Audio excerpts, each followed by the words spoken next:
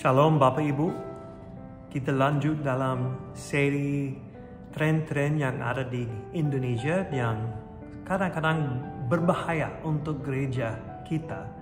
Dan sekarang ini bagian yang ketiga dalam sesi ini, aparatur agama dan kemunafikan.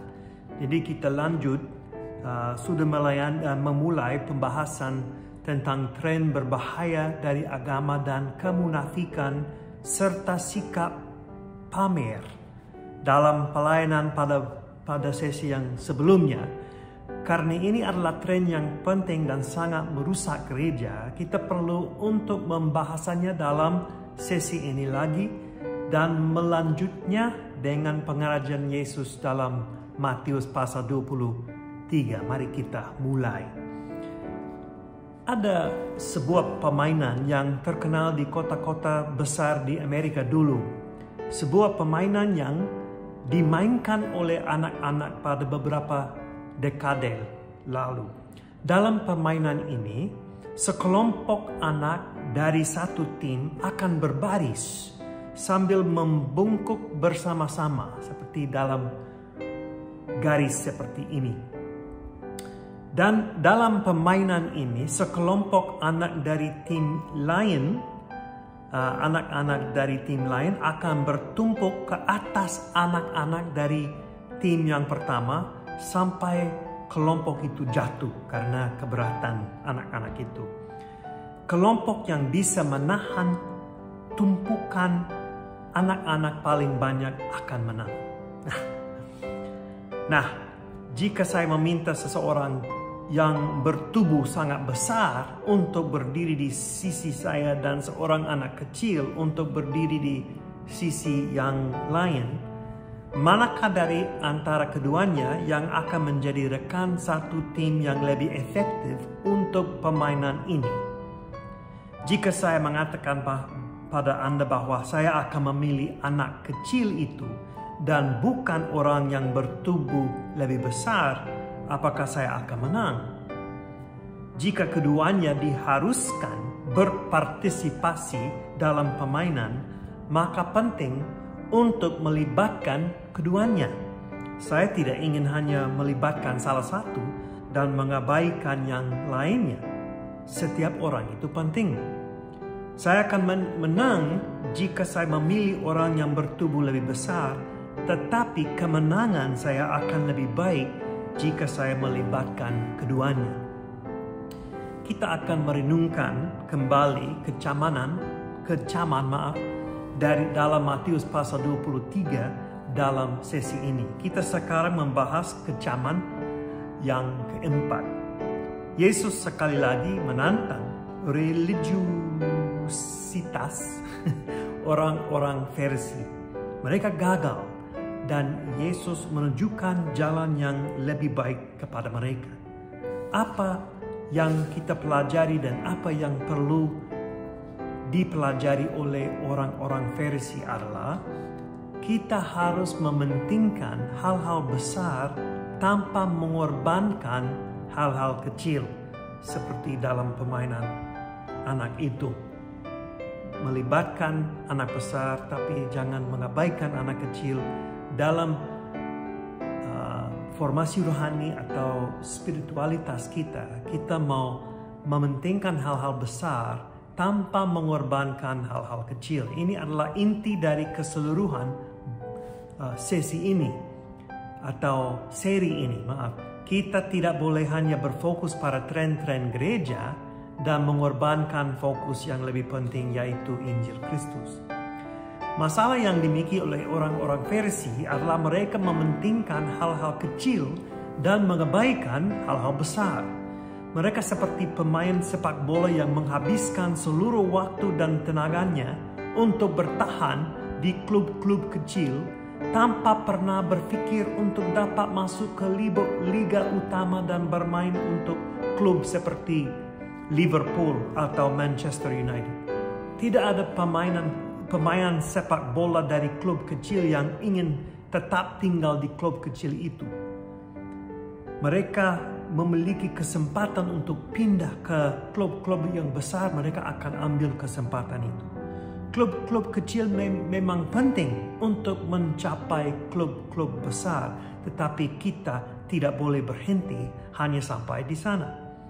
Atau pikirkanlah sebuah ilustrasi lain. Orang-orang Farisi sama seperti murid-murid yang menghabiskan seluruh waktu belajar mereka untuk mencari tahu jenis kertas apa yang akan digunakan untuk laporan mereka.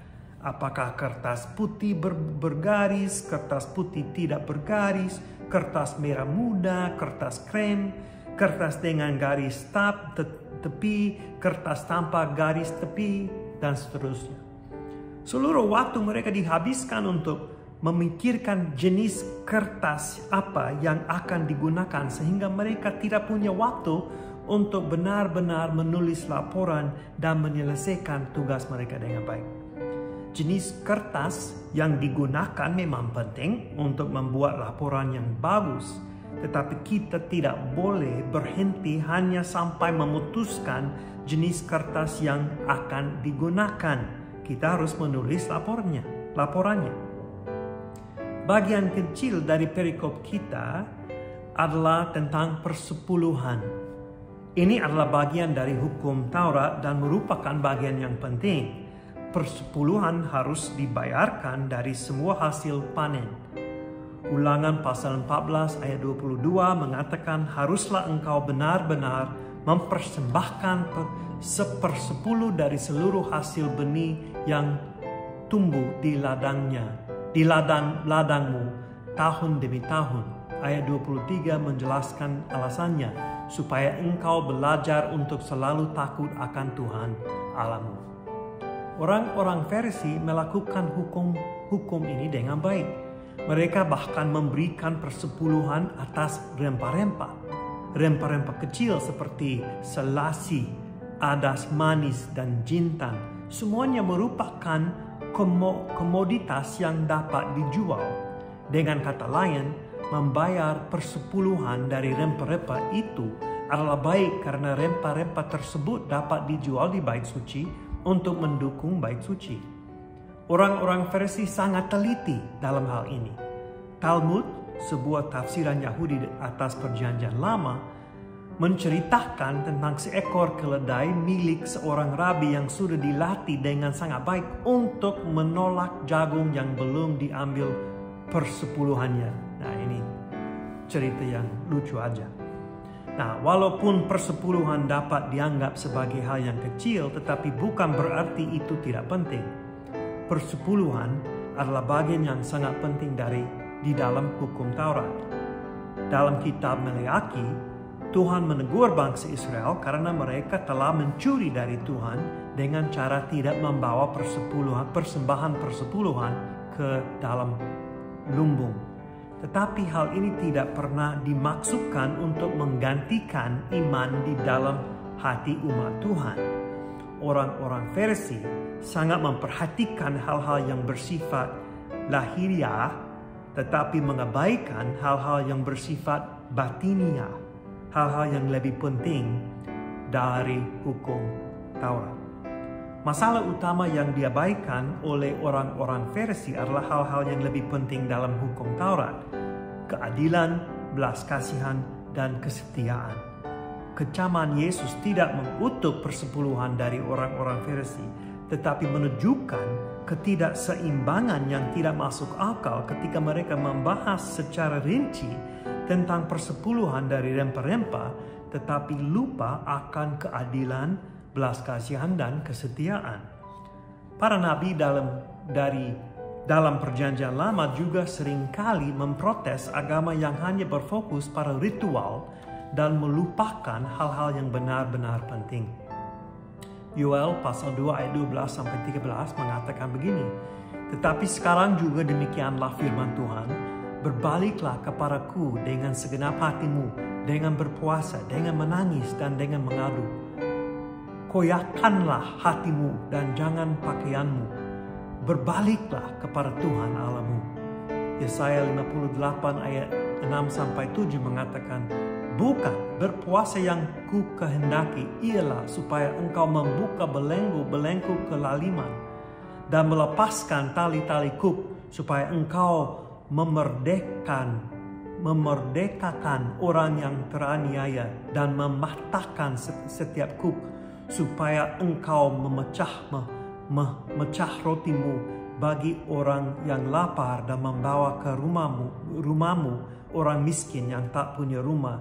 Dan apabila engkau melihat orang telanjang, supaya engkau memberi dia pakaian dan tidak menyembunyikan diri terhadap saudaramu sendiri.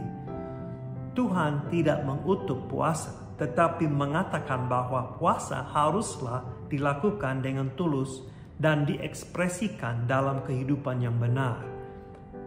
Yesus dengan sengaja menggunakan benda yang paling sepele di dunia ini sebagai contoh dari sifat sepele dari agama orang Farisi dan pemahaman mereka akan apa yang benar-benar penting. Tetapi orang-orang Farisi tidak sendirian dalam prioritas mereka yang salah. Umat Kristen di berbagai zaman telah melakukan pekerjaan yang luar biasa dalam hal mengutamakan hal-hal kecil dan mengecilkan hal-hal yang utama. Skandal dari gereja kontemporer adalah fragmentasi yang tak tertandingi ke dalam ratusan denominasi dan kelompok. Banyak dari perpecahan ini terjadi karena masalah-masalah yang tidak penting bagi keselamatan. Umat Kristen yang sejati tidak boleh berkompromi dengan orang-orang percaya yang mempromosikan ajaran yang menghalangi orang yang untuk diselamatkan. Tetapi kita juga harus berusaha keras untuk bergaul dan bekerja sama dengan mereka yang berbeda dalam hal doktrin yang tidak mempengaruhi keselamatan seseorang. Yesus mengumpamakan orang-orang Farisi dan ahli-ahli Taurat sama seperti seseorang yang kesal karena ada seekor serangga kecil di dalam sup atau meminumnya, tetapi tetap saja menelan seekor unta. Ada sebuah permainan kata yang menarik dalam bahasa Arab yang tidak tampak dalam bahasa Yunani. Kata untuk unta adalah gamlah dan kata untuk nyamuk adalah galma. Jadi Anda menyaring seekor galma tetapi akhirnya menelan seekor gamlah. Sudah menjadi kebiasaan orang-orang Yahudi yang lebih ketat untuk menyaring anggur cuka atau cairan lainnya dengan kain atau kasa, sehingga mereka tidak meminum serangga kecil yang najis dan menjadi najis karenanya. Hal ini serupa dengan umat Hindu Jain di India yang berjalan-jalan dengan memakai penutup wajah agar mereka tidak menelan serangga secara tidak sengaja dan merenggut sebuah nyawa. Mereka juga sangat berhati-hati dalam hal ini mana mereka berjalan. Tetapi Yesus mengatakan bahwa ini konyol. Dengan melakukan hal tersebut, mereka menjadi sangat najis. Unta dianggap sebagai binatang yang najis. Yesus mengatakan, kalian membuat diri kalian menjadi semakin najis karena kalian tidak mengutamakan hal-hal yang utama, keadilan, belas kasihan, dan kesetiaan. Perbedaannya sangat mencolok. Nyamuk mungkin adalah salah satu binatang terkecil yang diketahui oleh orang-orang Yahudi. Unta adalah salah satu binatang yang terbesar. Bahkan hidangan tunggal terbesar di dunia ini mungkin adalah seekor unta panggang utuh. Untuk merayakan pernikahan atau menghormati pejabat yang berkunjung, suku-suku Muslim di padang pasir Arab dan Afrika Utara biasanya mengadakan pesta dengan hidangan utama yang ukurannya tidak ada bandingannya. Telur dimasukkan ke dalam ikan dimasukkan ke dalam ayam dimasukkan ke dalam domba, dan domba panggang dimasukkan ke dalam seekor unta. Nah, maksud Yesus sangat jelas. Orang-orang Farisi telah mengutamakan hal-hal yang kecil dan mengabaikan hal-hal yang utama. Dan akhirnya mereka menjadi lebih najis daripada mereka harapkan. Apakah solusi yang Yesus tawarkan? Utamakan hal-hal yang utama, tetapi jangan mengabaikan hal-hal yang kecil. Yesus sama sekali tidak mengutuk persepuluhan atau meniadakannya. Yesus yang ia kecam adalah melakukan persepuluhan untuk mengabaikan hal-hal yang lebih penting. Yesus memerintahkan kita untuk melakukan keduanya. Berlawanan dengan apa yang dipikirkan oleh banyak orang percaya tentang apa yang dikatakan Alkitab tentang persepuluhan, Yesus mengakui hukum Taurat di sini sama seperti dalam Matius 6 ketika ia berkata, "Jadi apabila engkau memberi, janganlah seperti yang dilakukan orang Farisi." Yesus menginginkan kita terus memberi, tetapi ia tidak mau kita terlalu terpaku pada hal itu sehingga kita lupa akan inti permasalahan yang sebenarnya. Apakah inti permasalahannya? Apakah hal yang paling utama dari hukum Taurat saat ini? Bukankah belas kasihan, keadilan, dan kesetiaan? Jika hal-hal itu lebih penting bagi Mika, Zakaria, dan Yesus, tentunya maka itu juga penting bagi kita. Bagaimanakah kita melakukan keadilan dengan bersikap adil sebagai pemimpin dalam setiap situasi yang kita hadapi? Dengan tidak bersikap pilih kasih terhadap orang kaya, tetapi dengan membela kepentingan anak yatim dan janda. Yakobus pasal 1 ayat 27 mengatakan, ibadah yang murni yang tak bercacat di hadapan Allah Bapa kita ialah mengunjungi yatim piatu dan janda-janda dalam kesusahan mereka dan menjaga supaya dirinya sendiri tidak dicemarkan oleh dunia. Beberapa organisasi Kristen memperjuangkan keadilan bagi mereka yang tertindas. Remember New adalah sebuah organisasi aliansi Kristen dan Misionaris atau CMA yang berjuang melawan perdagangan manusia di Asia. Yang lainnya seperti Gereja Aliansi Shelby di Ohio melakukan apa yang mereka bisa untuk mengumpulkan perlengkapan bagi para ibu miskin dan bayi dalam kandungan mereka di Mali. Para politisi Kristen seperti Frank Wolf dari Virginia telah memperjuangkan hal-hal umat percaya yang miskin di Sudan selama bertahun-tahun. Sebuah organisasi Kristen bernama The Simple Way membela para tunawisma di jalan-jalan kota Philadelphia. Ada juga beberapa organisasi di Indonesia yang memperjuangkan nasib anak-anak jalanan atau bayi-bayi yang ingin dijual oleh ibu mereka ke para pembeli di Timur Tengah. Apakah yang dapat kita lakukan? Ketidakadilan apakah yang dapat kita lawan dalam nama Kristus yang datang untuk membebaskan orang-orang yang tertindas dan memberikan makanan kepada mereka yang lapar? Bagaimana kita menunjukkan belas kasihan? Yesus berkata dengan belas kasihan, berbahagialah orang tentang belas kasihan. Berbahagialah orang yang murah hatinya, karena mereka akan beroleh kemurahan. Orang yang murah hati itu baik hati, bersedia dan ingin memberi pertolongan. Orang yang murah hati mengulurkan kebaikan ke tempat yang tidak layak mendapatkannya. Dalam konteks lokal, orang yang murah hati dapat mengulurkan belas kasihan dan kasih kepada tetangga yang menjelkelkan, kepada anggota keluarga yang menyebalkan, atau kepada orang lanjut usia yang tidak memiliki teman atau keluarga. Kita menunjukkan belas kasihan kepada mereka yang kesepian, yang terbuang, yang tidak diinginkan. Bagaimanakah kita bisa membuktikan kesetiaan? Kesetiaan adalah sebuah kualitas dan kebajikan yang telah hilang dari diri kita. Di tempat kerja kita mencuri waktu dari atasan kita atau mencuri upah dari karyawan kita. Dalam keluarga kita mencuri kasih sayang dari pasangan kita, atau di gereja saat kita lebih memilih menghabiskan waktu untuk menonton acara kesukaan kita daripada melayani Tuhan. Bagaimanakah dengan kita, Bapak Ibu? Kita suka membanggakan diri bahwa kita tidak seperti orang-orang Farisi.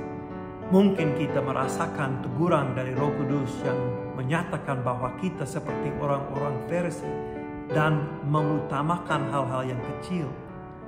Apakah kita pernah memikirkan kemungkinan bahwa kita lebih buruk dari orang-orang Farisi?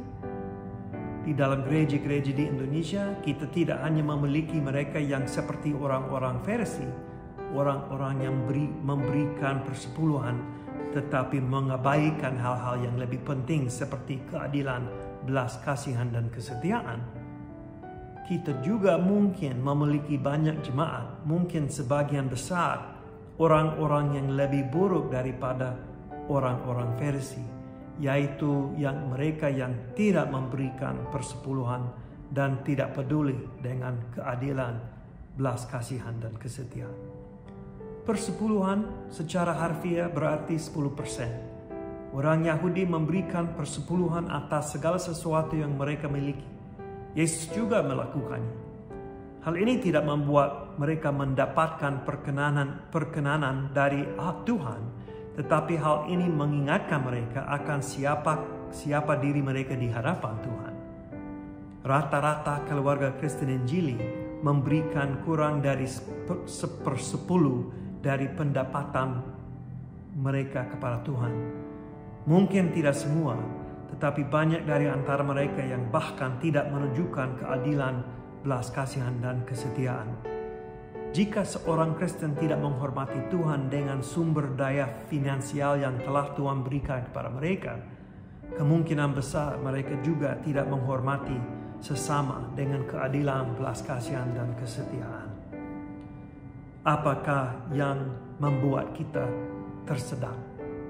Apakah kita menyaring seekor nyamuk dan kemudian menelan seekor unta? Apakah kita membiarkan isu-isu sampingan dalam iman menjadi lebih penting dari pemuridan yang sesungguhnya, dan dengan demikian menyebabkan kita gagal dalam pemuridan tersebut? Apakah kita membiarkan tren memamerkan agama menghalangi aspek-aspek Injil yang lebih penting? Pada masa-masa awal Bala Keselamatan, William Booth, pendiri Bala Keselamatan, dan rekan-rekannya diserang habis-habisan di media oleh para pemimpin agama dan pemerintah. Setiap kali putranya, Bramwell Booth, menunjukkan serangan di surat kabar kepada Booth, Jenderal Booth akan menjawab, "Bramwell, 50 tahun lagi, bagaimana orang-orang ini memperlakukan kita sekarang akan menjadi masalah yang sangat kecil. Yang terpenting adalah bagaimana kita menghadapi pekerjaan Tuhan." Apakah yang penting bagi kita? Hal-hal iman apakah yang mendorong kita untuk tetap mengikut Tuhan? Untuk apakah kita rela mati? Semoga Tuhan menggerakkan hati kita sehingga kita menjadi orang-orang yang memiliki keadilan, belas kasihan, dan kesetiaan, dan menjadi orang-orang yang tahu bagaimana memberikan persepuluhan. Semoga Tuhan menggerakkan hati kita sehingga kita mengutamakan hal-hal yang utama dan mendapatkan nilai yang tinggi dari guru ilahi kita.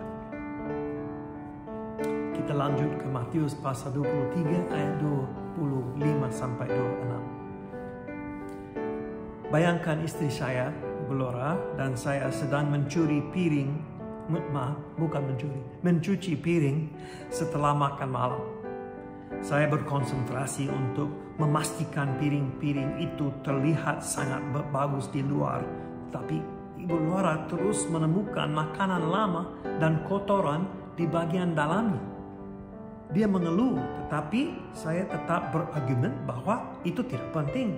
Asalkan para tamu yang datang untuk makan malam pada hari itu menanggapnya bersih.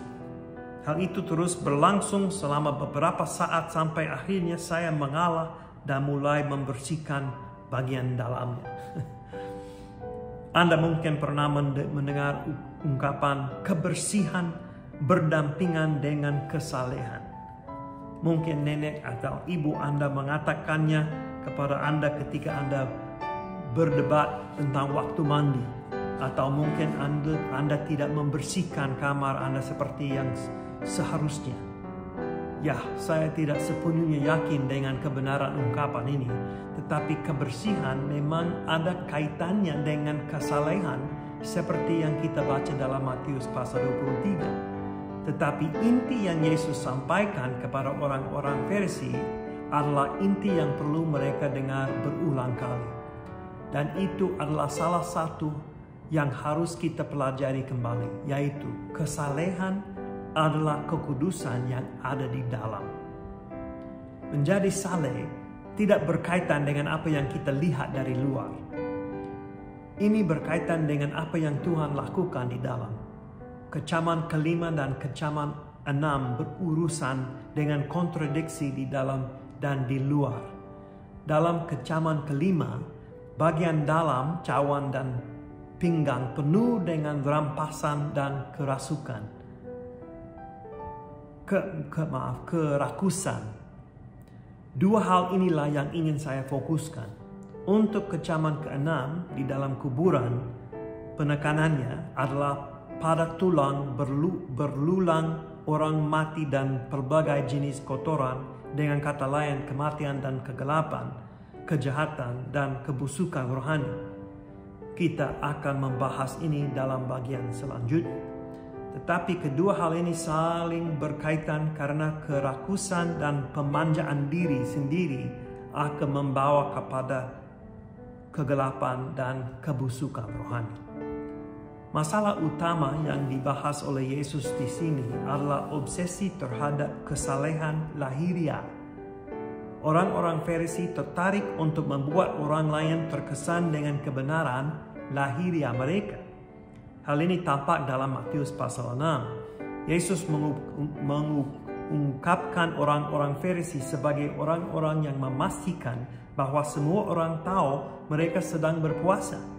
Mereka akan mengubah air muka mereka dan berjalan dengan abu di atas kepala mereka sebagai tanda pertobatan lahiriah. Mereka akan mencangkannya dengan keras dan mengumumkannya di depan umum dalam trompet sehingga orang lain terkesan dengan persembahan mereka.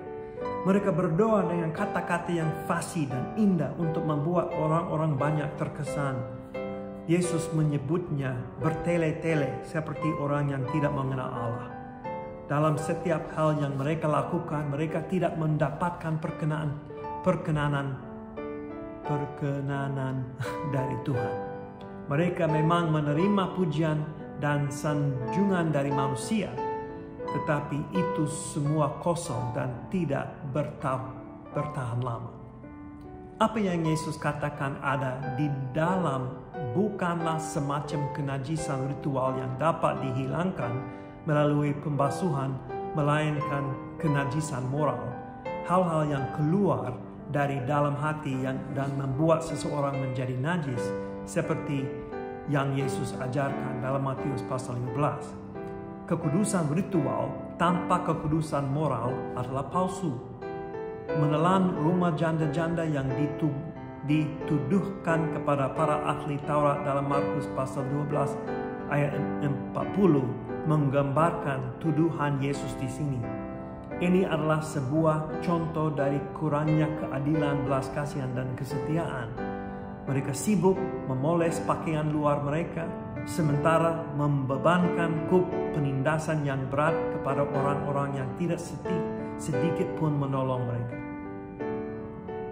Dan tidak sedikit pun menolong mereka. Paralel kontemporer terhadap hal ini sangat mengganggu, atau memang seharusnya begitu. Perilaku Kristen dan penampilan gereja kita di luar tampak baik, terutama pada hari Minggu. Bahkan gereja-gereja berada dalam bahaya karena terlalu memperhatikan fasad bangunan, sehingga mereka lupa bahwa pada dasarnya gereja adalah tubuh Kristus. Ada banyak katedral dan tempat suci yang indah di seluruh Eropa yang di dalamnya dingin secara rohani. peninggalan berabad-abad dari keserakahan dan pemanjaan diri gereja-gereja Eropa, baik Protestan maupun Katolik. Tetapi berapa banyak yang kita habiskan untuk diri kita sendiri dengan memuaskan nafsu materi dan sensual kita serta menyerang orang lain. Terkadang kita memuaskan nafsu sensual kita sambil tetap menyematkan nama Kristus pada diri kita. Seolah-olah hal itu membuat kita secara teologis terbebas dari penghakiman Tuhan. Novel-novel romansa Kristen atau sistem hiburan Kristen atau pernik Kristen untuk melindungi kita dari bahaya. Bahkan ada permin karet Kristen. Bahkan ada juga permainan video game gitar Kristen. Bukan berarti memainkan permainan itu salah, tetapi kita berpikir bahwa jika kita bisa menguduskannya, maka boleh-boleh saja menghabiskan waktu berjam-jam untuk memuaskan keinginan kita akan hiburan. Kita mungkin memiliki cawan yang tampak bersih di luar, tetapi kosong di dalamnya. Istilah-istilah ini, kerakusan dan pemanjaan diri, harus diterapkan secara jujur oleh setiap orang percaya. Kata kerakusan adalah kata yang keras. Itu berarti kerakusan yang diikuti oleh perebutan dengan kekerasan, perebutan properti, tanah, harta benda, atau anak-anak. Kata untuk pemanjaan diri dapat diterjemahkan sebagai kurangnya penguasaan diri.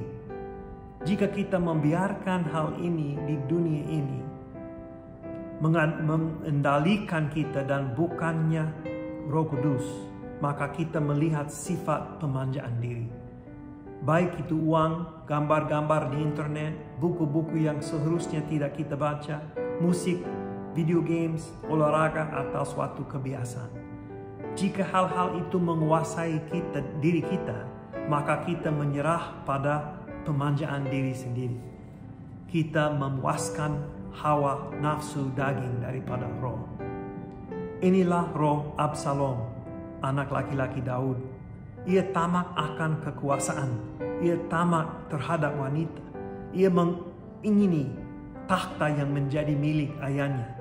Ia memberontak terhadap ayahnya sendiri, mengambil alih Yerusalem, tidur dengan gundik ayahnya di depan mata seluruh Israel. Dan dari luar ia tampan. Kemungkinan besar ia mengenakan pakaian kerajaan dengan penuh wibawa dan percaya diri. Tetapi di dalam dirinya ia dipenuhi dengan kerakusan dan pemanjaan diri. Dan pada akhirnya hal itu menghancurkannya. Sebaliknya Daud, walaupun memiliki banyak kekurangan, ia memiliki hati yang lembut kepada Tuhan. Dan dengan sungguh-sungguh ia mengenal dan menyembah Tuhan. Jika kerakusan dan pemanjaan diri menjadi ciri khas kita, berarti bagian dalam cawan ini dipenuhi dengan kotoran dan debu. Solusi Yesus untuk kotoran internal ini adalah dengan membersihkan bagian dalamnya, dan kemudian bagian luarnya juga akan bersih. Bagaimana kita dapat membersihkan bagian dalam? Itu adalah sesuatu yang tidak bisa kita lakukan. Kita perlu campur tangan dari luar.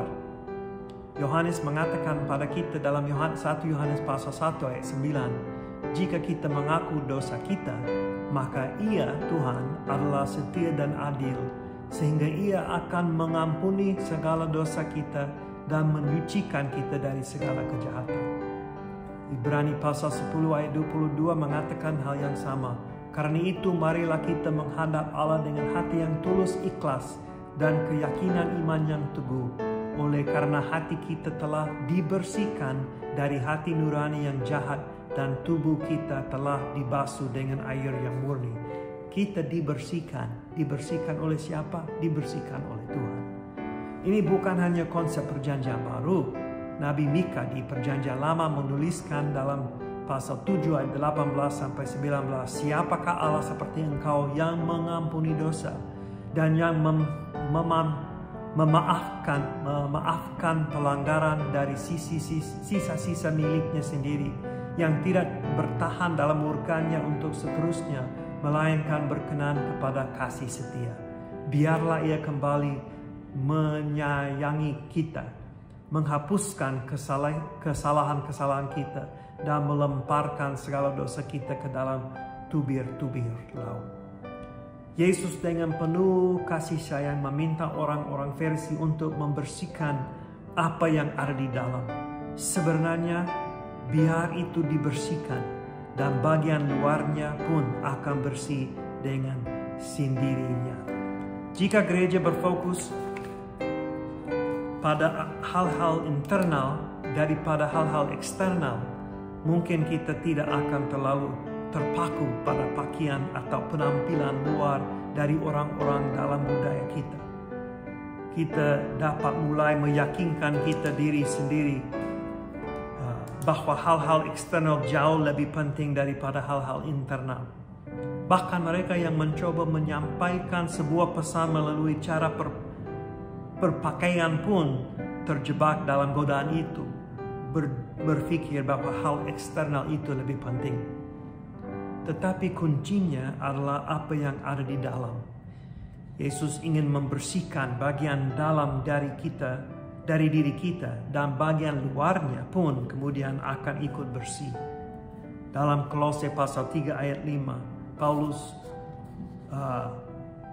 bukan mengatakan kepada kita untuk mematikan pakaian yang kita kenakan, riasan raja yang kita gunakan, hiasan rambut yang kita pakai, pakaian yang kita beli, atau apapun yang berkaitan dengan hal-hal eksternal.